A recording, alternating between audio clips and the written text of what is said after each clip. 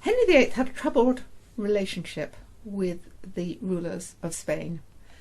Ferdinand of Aragon he needed as an ally against France, for he recognised the King of France was his real enemy in his chivalric desire to win back the French lands that his ancestors had lost.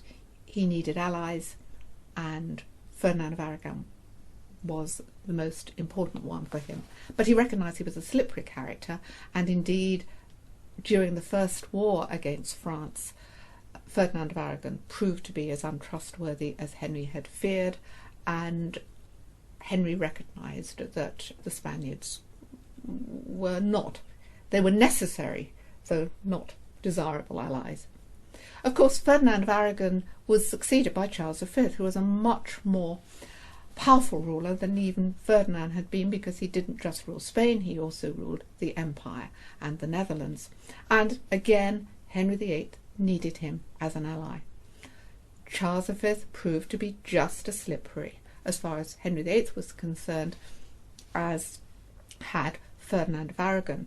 And not only did he not follow Henry's wishes in terms of conquering France and allowing Henry VIII to have lands and indeed the crown of France, but also he made separate peace with Francis I of France and didn't include Henry in it. Charles V did not allow Henry to have the benefits of his victories in France, and he also arranged marriage alliances with the King of France, which intimated that Henry VIII would be on the sidelines. So the relationship before the annulment issue rose its head had not been perfect. They had not had, a perfect amity. They'd had a troubled amity, and both Charles V and Henry VIII knew they needed each other, but they didn't get what they wanted from each other.